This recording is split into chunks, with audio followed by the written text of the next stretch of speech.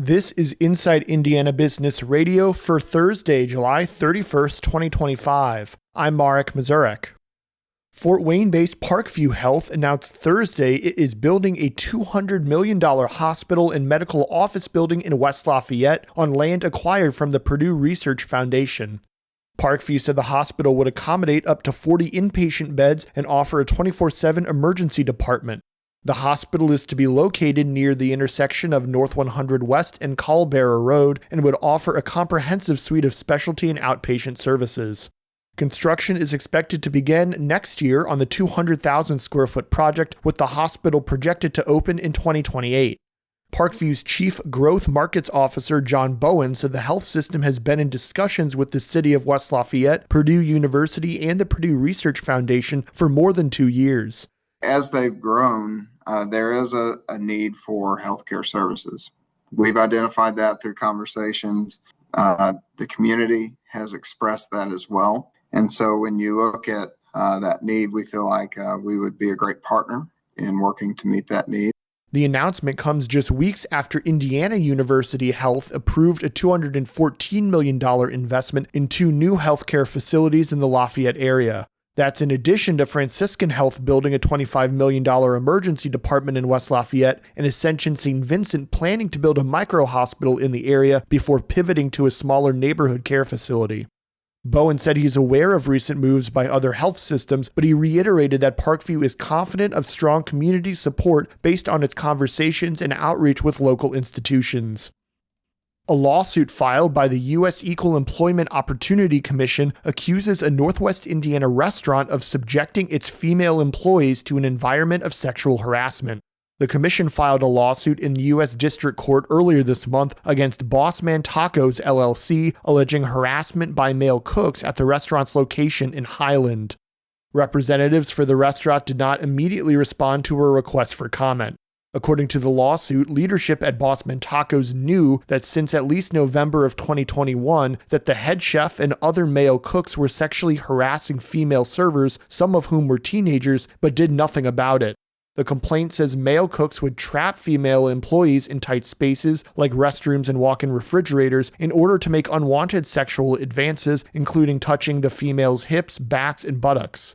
The males would also allegedly grab their own genitals in a sexual manner while leering at the female employees' bodies, make lewd and offensive jokes, and proposition the employees for sex. A woman who worked at the restaurant alleges that in 2018, the head chef locked her in a restroom, put his hands under her shirt, and unzipped her pants without her consent, according to the complaint. In 2022, the head chef is accused of exposing himself to a female employee whom he had cornered into a confined space. From the number one source of Indiana business news, this is Inside Indiana Business Radio. To succeed, you need to stay informed. You need to be engaged. And let's face it, you need to set yourself apart from the rest by connecting with a company that brings you the best. Because in today's environment, business is an ever-moving target, and we'll help you chase it. IBJ Media. The best of business is in us. Get started at ibjmedia.com/youngprofessional. Fox Corporation, which carried the Indy 500 for the first time this year, announced Thursday it has acquired a 1/3 interest in Penske Entertainment, which owns and operates the Indianapolis Motor Speedway and the Indycar racing series. Fox owns Fox Sports and is publicly traded, and they and Penske agreed to a multi-year extension of Fox Sports' media rights deal with Indycar. The deal only includes Penske Entertainment and doesn't affect Team Penske or other parts of the Penske Corporation empire. The companies didn't disclose the terms of the deal or say how many years Fox will now carry the series, but the Wall Street Journal, who broke the news about the deal, reported that it's in the range of $125 to $135 million. An Indianapolis Business Journal source who works at Penske Entertainment said the company wasn't looking for a partner or seeking capital when talks with Fox began. Instead, the source said discussions grew naturally out of the existing partnership. This year's Indy 500 on Fox averaged over 7 million viewers, a 41% increase over the previous year and a 17-year high.